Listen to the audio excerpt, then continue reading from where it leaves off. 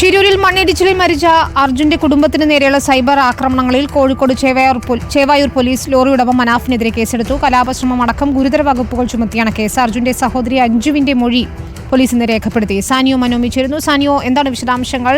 എഫ്ഐആറിൽ പറയുന്ന പ്രധാനപ്പെട്ട കാര്യങ്ങൾ എന്തൊക്കെയാണ്? ഷിരൂർ ദൗത്യത്തിന് പിന്നാലെയുണ്ടായ വിവാദങ്ങളുടെ തുടർച്ചയായി നാടകീയ സംഭവങ്ങളാണ് ഇന്ന് അരങ്ങേറിയത്. ലോറിയുടമ മനാഫിനെ ഒന്നാം പ്രതിയാക്കി കലാപശ്രമത്തിന് കേസെടുത്തു. ഭാരതീയ ന്യായ സംഹിത 192, കേരള പോലീസ് ആക്ട് 120 എന്നീ വകുപ്പുകൾ ചേർത്താണ് കേസെടുത്തത്. സിറ്റി പോലീസ് കമ്മീഷണർ ടി നാരായണന് അർജുൻ്റെ സഹോദരി അഞ്ജു നൽകിയ പരാതിയിലാണ് നടപടി.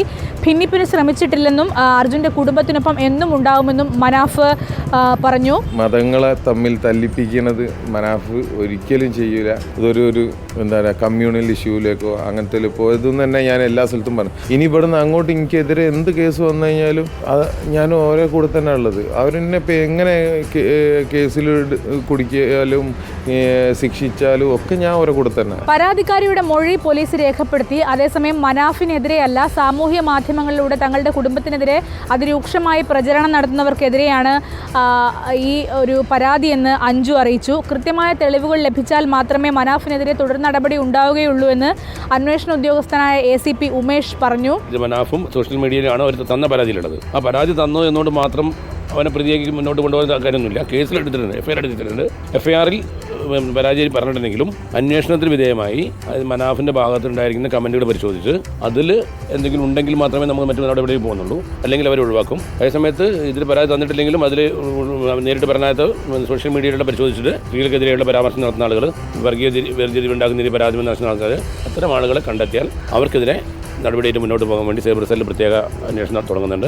അത് ഒരു വഴിക്ക് നടക്കുന്നുണ്ട്. ഇവരുടെ കുടുംബത്തിൻ്റെ മൊഴി രേഖപ്പെടുത്തി മറ്റു നടപടിയിലേക്ക് പോവുകയാണ്. അർജുൻ മിഷൻ ലക്ഷ്യം കണ്ടതോടെ ഫൈൻഡ് അർജുൻ ആക്ഷൻ കമ്മിറ്റിയുടെ പ്രവർത്തനം അവസാനിപ്പിച്ചു. മനാഫ് അതിൽ ഭാഗവാക്കാണോ എന്നുള്ളത് പോലീസ് പരിശോധിക്കട്ടെ. നിയമപരമായ മാർഗ്ഗങ്ങളുണ്ടല്ലോ, അല്ലാതെ ഒരാളെയും കൊടുക്കാൻ സാധിക്കില്ല. പോലീസിൻ്റെ ഒരു സ്വഭാവം അനുസരിച്ച് പോലീസ് ചിലപ്പോൾ കേസൊക്കെ എടുക്കും. അപ്പോൾ നമ്മളിപ്പോൾ ഇനി അതുമായിട്ട് ബന്ധപ്പെട്ട് ഒരു പത്രസമ്മേളനം നടത്തുകയോ അതുമായിട്ട് ബന്ധപ്പെട്ട് സംസാരിക്കുകയോ ചെയ്താൽ അതിൻ്റെ അടിയിലും കമൻറ്റുകളായിട്ട് പല ആളുകളും വരും.